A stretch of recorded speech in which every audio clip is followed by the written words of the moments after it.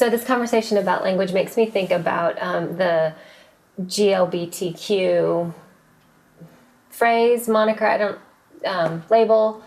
So maybe now's a good time to talk about what is unique to each of, to somebody who might identify with any or all or those letters. I think for gay men, there can be this notion of perfection and the idea of what it is to be gay. And that can put a lot of pressure on an individual and a couple. And if there's unresolved shame or guilt about growing up and being gay, then any complaint that comes even near that shame or guilt can be very difficult for someone in the couple to tolerate. Sure. When I think about lesbians, I think about the notion of some of the things they may face through sexism, that there could be heterosexual men out there who are saying, well, you just haven't had a good man yet. Or that they're being fetishized by men. And that can be really challenging.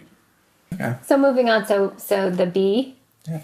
The bisexual is probably one of the most challenging spaces for someone to be. And the reason for that is because we live in a world that has a false dichotomy. Want you to make a choice. Yeah.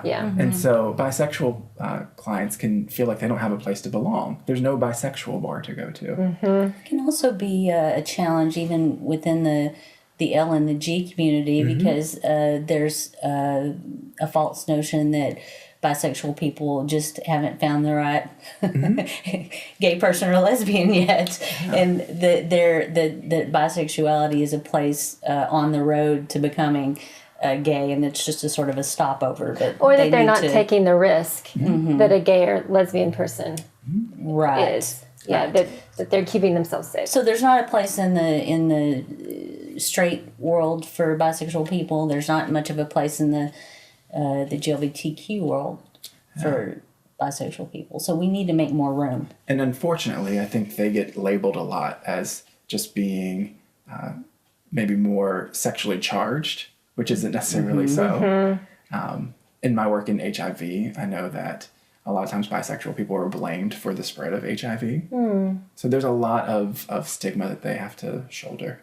And some people prefer the term bi-affectional to just, and that takes me back to the idea too that language is so important because homosexuality is kind of an old antiquated word now because the emphasis is placed on sex, and so bi-affectional by the same token can be a little friendlier. And helping a client that's there figure out how to talk about that. So I often use the term fluid. And this comes back to sexual orientation and relational orientation as well. So folks can be more sexually attracted to one sex, but they may be more romantically attracted to another sex. And next Moving on. Trans. The trans community faces a lot of hardship. Part of what's happening in our society as a whole, as gay and lesbians are becoming more and more accepted, the trans community is taking some of the brunt of frustration from people in society who aren't as accepting. What are you saying? Like maybe they might have become more accepting of gay and lesbian, but that they draw the line at trans, or that there can be a sense of things are out of control. Now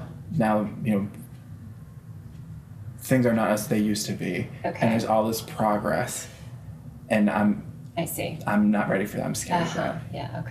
I think trans folks face a lot of things that are difficult. So I think, for example, folks who transition from male to female have to deal with sexism for the first time, and that is an eye-opening experience for a lot of clients. There's the notion of where do you buy clothing? If you are a trans woman and you have a size 12 shoe, that can be challenging to find a shoe that's going to fit you, that feels right. And if your gender expression doesn't fit in either one of those two boxes that we talked about, if it's somewhere in between, then how do you where do you express... buy clothes at all? Well, right, where do you buy clothes at all? Or how do you put it all together to express both your maleness and your femaleness?